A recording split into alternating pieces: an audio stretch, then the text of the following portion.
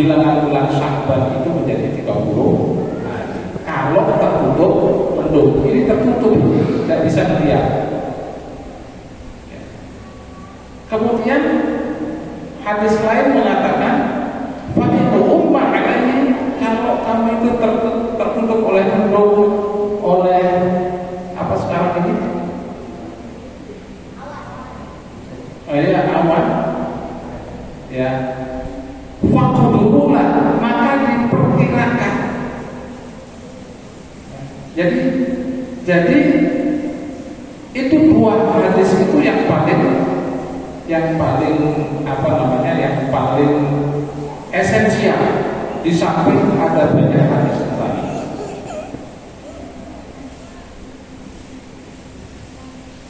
Lalu dengan dasar itulah umat itu mengatakan harus dengan ruqyah. Kalau tidak ruqyah tidak sah. Ya. Orang tidak boleh panas. Jangan, tidak boleh. Pemerintah saja harus menjamin sesuai dengan kepercayaannya itu.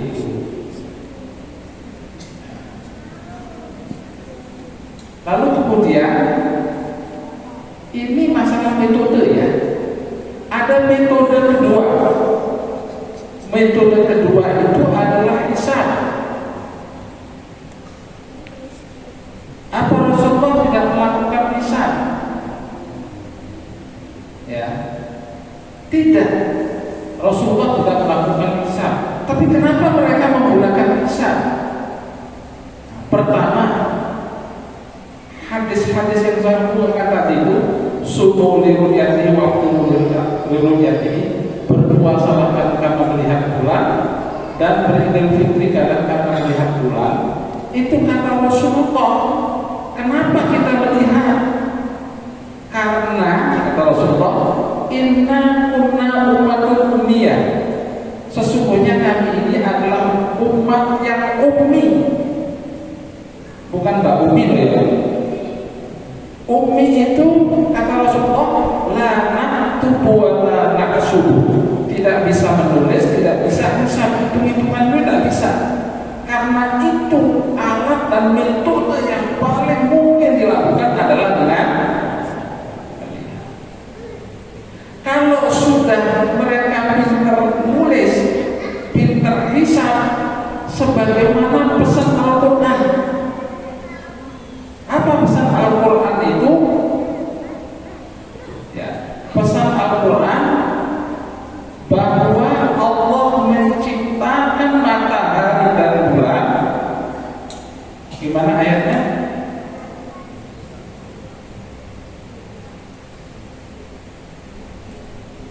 Allah menciptakan matahari itu bersinar, wasyamsu diya'an, dan matahari dan bulan itu bercahaya, wa qaddarahu manazil, kemudian dia bergerak pada porosnya. Untuk apa? Bukan untuk gagah-gagahan.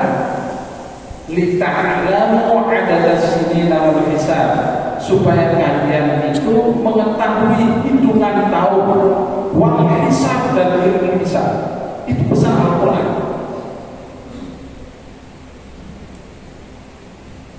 Wasyamsu wal qamaru bihusban, matahari dan bulan itu bergerak dengan hisab.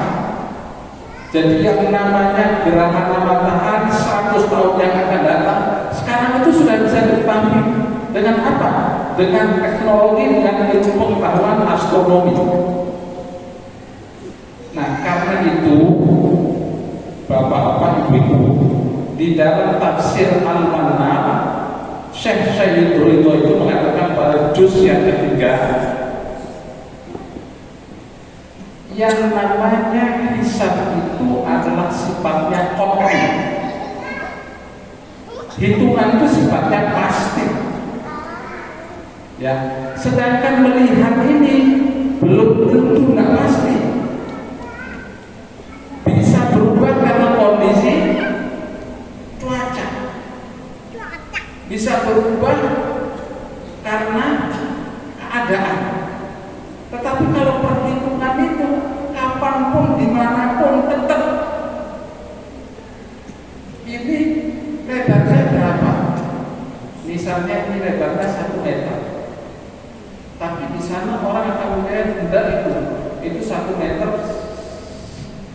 plus 2 senti misalnya. Yang di sana ada mengatakan, oh itu 2 meter. Ya. Yang matanya separuh malah berem. Ya. Supaya nanti tidak rame, ambil meteran. Nah, ini namanya ilmu hisab. Dihitung, oh ini jumlahnya sekian senti. Pasti apa enggak ya? Nah, itu ilmu pasti.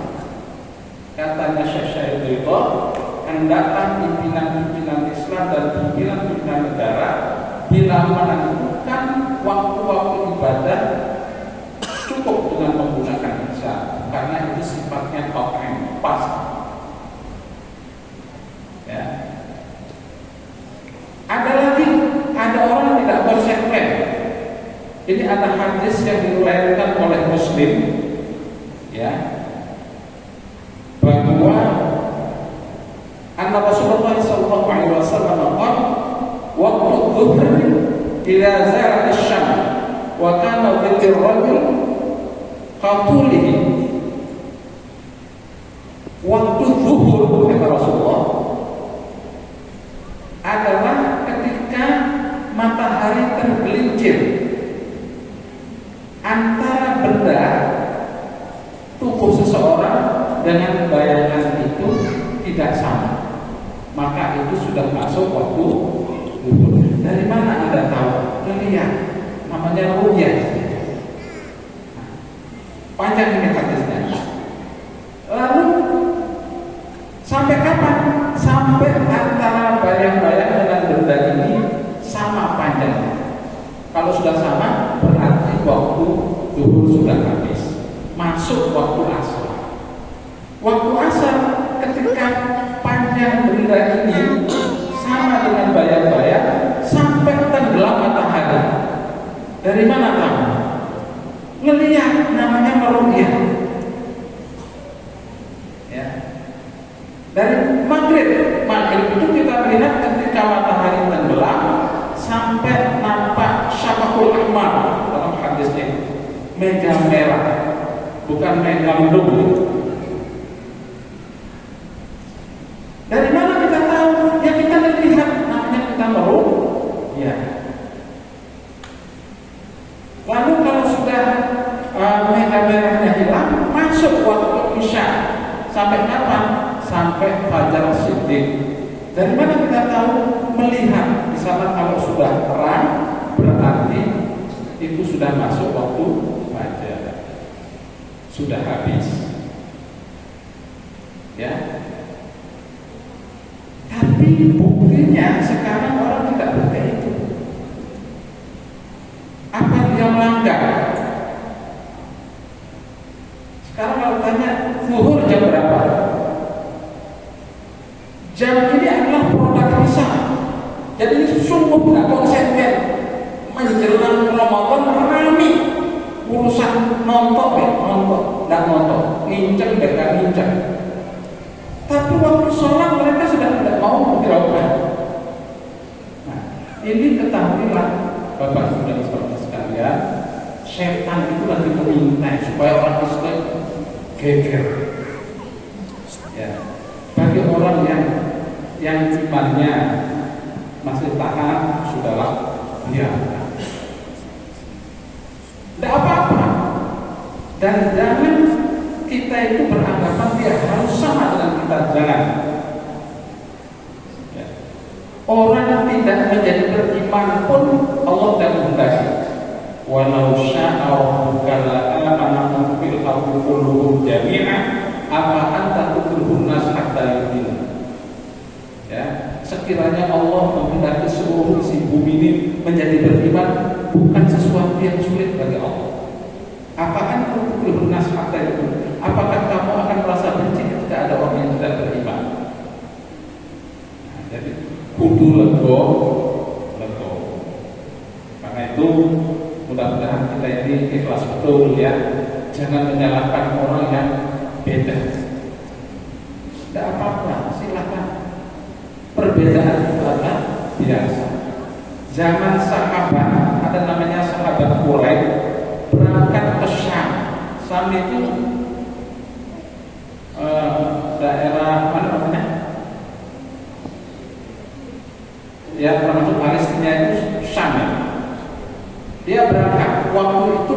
kekhalifahan Umayyah. Sahabat Quraisy ini berangkat. Sesampainya di Syam, Muawiyah dan tim ru'yah di sana itu sedang melihat bulan. Ketemulah tanggal 1 Ramadan saat itu, sehingga orang-orang Syam itu semuanya berpuasa, termasuk sahabat Quraisy dari Madinah itu berangkat ke Syam ikut berpuasa. Ketika balik, rupanya sahabat Quraisy ini ketemu yang namanya Abdullah bin Abbas, misalnya Kanjeng Nabi yang ahli Quran yang didoakan oleh Rasulullah SAW.